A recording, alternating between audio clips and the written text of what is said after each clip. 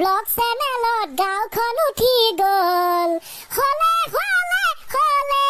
আজি পপুলাৰ হ'ল গাঁওখন পপুলাৰ হ'ল হলে হলে হলে আজি পপুলাৰ হ'ল গাঁওখন পপুলাৰ হ'ল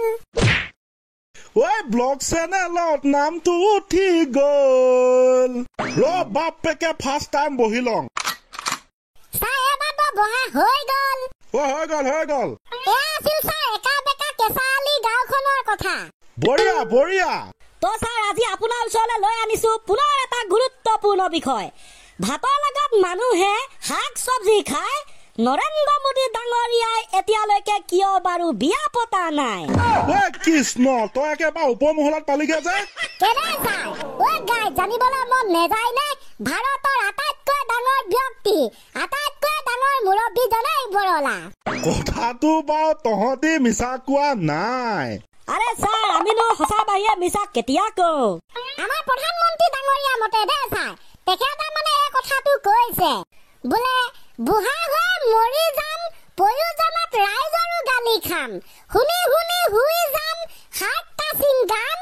তথাপি নলওঁ বিয়া পতাৰ নাম অকলশৰে গোটেই জীৱন কটাম ৱাহ ৱাহ ৱাহ কি কবিতা তেখেতৰ জীৱনৰ লগত মিলা আৰু ততিকেইটা যে পুৱা হাঁহি খিলখিলাই আছ দাঁত নিকটা আছ দে দাঁত বন্ধ কৰ এতিয়া দুখৰ গান এটা গাব নালাগিব জানো এই মাক্কা অষ্ট্ৰেলিয়া আগতে ক'ব পাৰ ন ৰ খন্তেক ৰ ৰেডি হৈ গ'ল মুখ বন্ধ তই গাইছ আপোনালোকে শুনা পালে আমাৰ নৰেন্দ্ৰ মোদী ডাঙৰীয়া এটা চাইৰি তই এতিয়া আমি তই চাইৰিটো শুনাৰ লগে লগে দুখৰ গান এটা লগাই দিব লাগিব ন আৰম্ভণিৰ পৰা আৰম্ভ হওক দেই তই আকৌ কৈছো মানে বুঢ়া হৈ মৰি যাম প্ৰয়োজনত ৰাইজৰো গালি খাম শুনি শুনি শুই যাম সাতটা চিংগাম তথাপি নলওঁ বিয়া পতাৰ নাম অকলশৰে গোটেই জীৱন কটাম ঐ হিয়াৰে ভৰালত মৰম হালি ধান দুলিয়া দুলি কৈ লয়ে যাবা জান আকুলতা দিয়াহি মোক এখাৰি মাতে ঐ মোলৈ নুচুৱানে বৰ দুখৰ কথা কিয় বাৰু আমাৰ দেশৰ প্ৰধানমন্ত্ৰী নৰেন্দ্ৰ মোদী ছাৰ আজিও বৰলা অসমত যেনেকৈ মাননীয় সৰ্বানন্দ সোণোৱাল ঠিক তেনেকৈ ভাৰতত ক'ব লাগিব নৰেন্দ্ৰ মোদী ডাঙৰীয়া গম পাইছনে পোৱা নাই এইবিলাক চব ৰাজনীতিৰ প্ৰভাৱ হয় দিয়ক ছাৰ এতিয়ানো আৰু বিয়াত বহা টাইমটো নাই তো তেনেকৈ গোটেই জীৱন বৰলা আসনখন অলংকিত কৰি থাকিব লাগিব আজিৰ পৰা কাইলে পৰা পৰখিলে পৰা ছটখিলে পৰা 10 দিন 10 দিনৰ পৰা 20 দিন 20 দিনৰ পৰা বছৰ দে হ'ব বেলেগৰ কথা নোৱাৰ কিমান কোৱা আজি তহঁতক কেনেকুৱা এটা প্ৰশ্ন সুধিম চাওচোন উত্তৰ দিবলৈ পাৰনে নোৱাৰ প্ৰশ্নটো হৈছে এইটো একুৰি মেকুৰি কেকুৰি ঠেং হে ছাৰ কি ক'লে একুৰি মেকুৰি কেকুৰি ঠেং একুৰি মেকুৰি কেকুৰি ঠেং প্ৰশ্ন খাটাৰা তই বাৰু প্ৰথমতে কচোন একুৰি মানে কিমান জাননে নেজান গমটো পাম ছাৰ দে হ'ব দে জান যদি মনে মনে থাক প্ৰশ্ন উত্তৰ ভাবি থাক তাৰ আগতে আমাৰ অডিয়েঞ্চলে প্ৰশ্নটো আপোনালোকে বাৰু জানে নে নেজানে একুৰি মানে কিমান জানে যদি কমেণ্টত লিখক প্ৰথমে দেই একুৰি মেকুৰি কেকুৰি ঠেং হিচাপ কৰ একুৰিত ইমান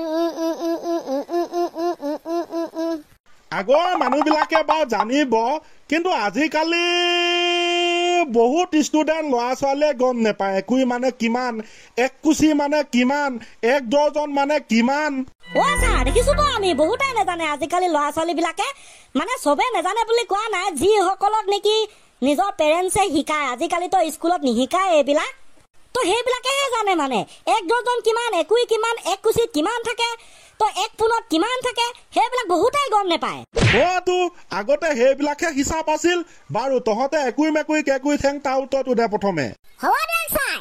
একুৰি মেকুৰি কেকুৰি ঠেং একুৰি মানে হৈছে 20 তাৰ মানে একুৰি মেকুৰি মানে 20টা মেকুৰি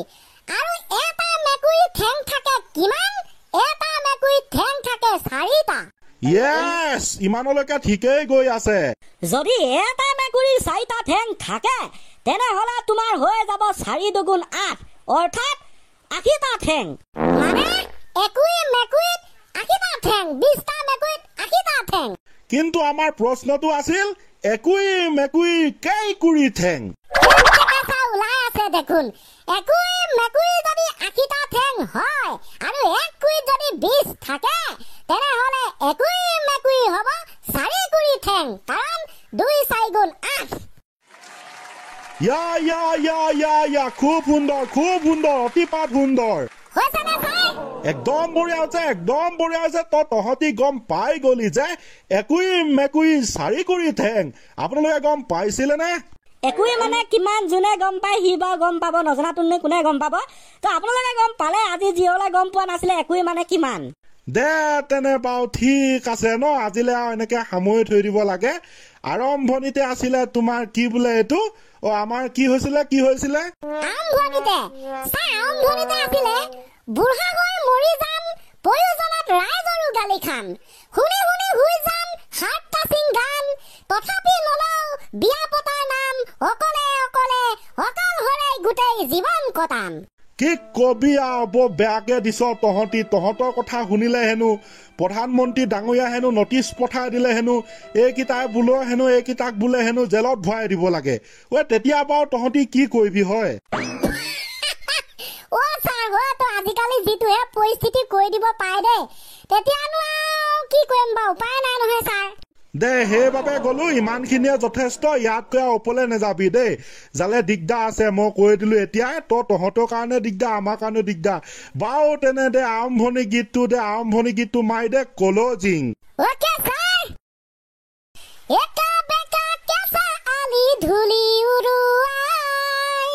তাতে আহি ইউটিউবাৰবোৰে ড্ৰোন উৰুৱাই একা বেকা কেঁচা আলি ধূলি উৰুৱাই তাতে আহি ইউটিউবাৰবোৰে ড্ৰোন উৰুৱাই মাই সাংবাদিক ব্লগ চেনেলত গাঁওখন উঠি গ'ল হলে আজি পপুলাৰ হ'ল গাঁওখন পপুলাৰ হ'ল হলে আজি পপুলাৰ হ'ল গাঁওখন পপুলাৰ